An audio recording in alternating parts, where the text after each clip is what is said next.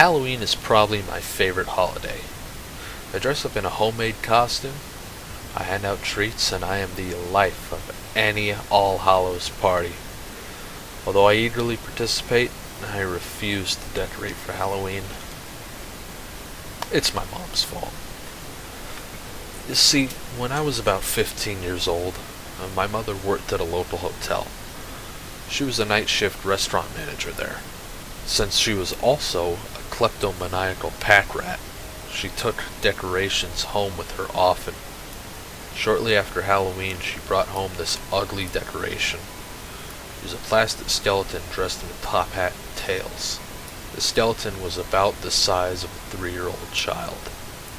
It was painted a dim ivory, the color of old bones. She shoved the ugly thing in my face. "Isn't it the greatest? Come closer and check it out," my mom said excitedly. When I got closer, I shrieked as the thing spoke. Well, to be more accurate, it screamed at me, with glowing redness in its empty eye sockets.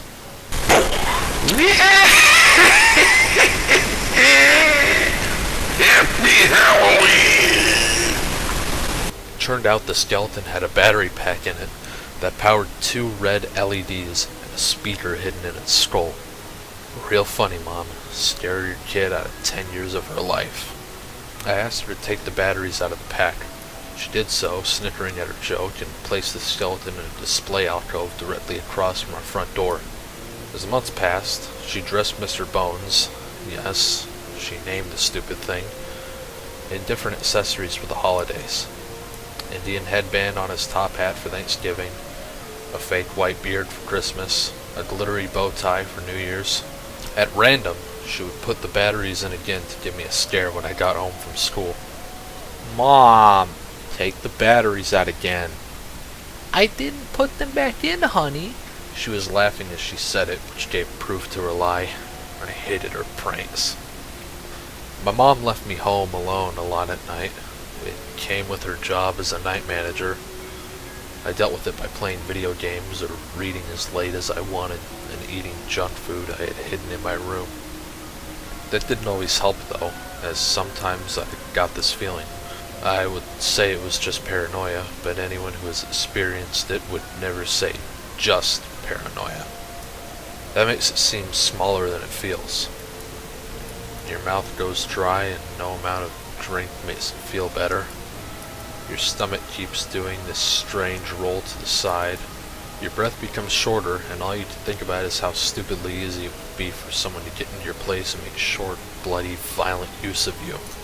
I decided to take the batteries out of Mr. Bones once and for all during one of these fits. I didn't need the stupid thing shrieking at me while I was like this. I took out the batteries and decided to clip one of the wires to make sure. As I picked the skeleton up and turned it over, it occurred to me that the decoration was a bit heavy. It felt heavier than plastic should be. I knew the hands were plastic. The little bony hands were obviously made from a bad mold, as was the skull. After I clipped the wire, I opened the tuxedo shirt and felt the ribs. It didn't feel like plastic. It felt colder. A little like a stone, a little like wood. There were strange grooves in the area where the heart should be on a normal person. Notches, like if something had been forced there.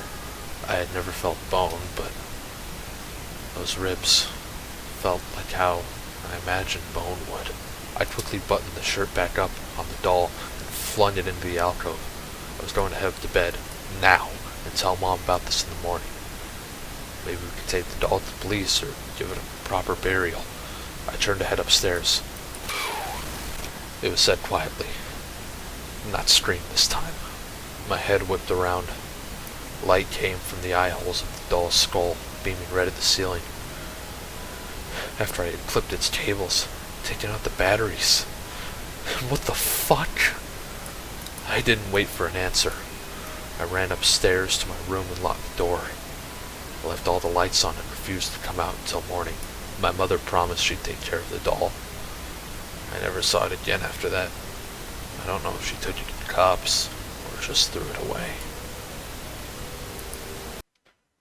Hello everyone. Thanks for watching this year's Creepypasta reading. Like last year, the editing and visuals were done by my friend Zat Shada, so please be sure to check him out. I really appreciate the work he did over the past month to get all this done, especially since he was kind of busy this month.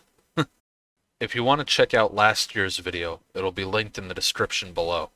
Again, huge thanks to Zach for all the work he did, and I'll be sure to see you all later. Thanks for watching.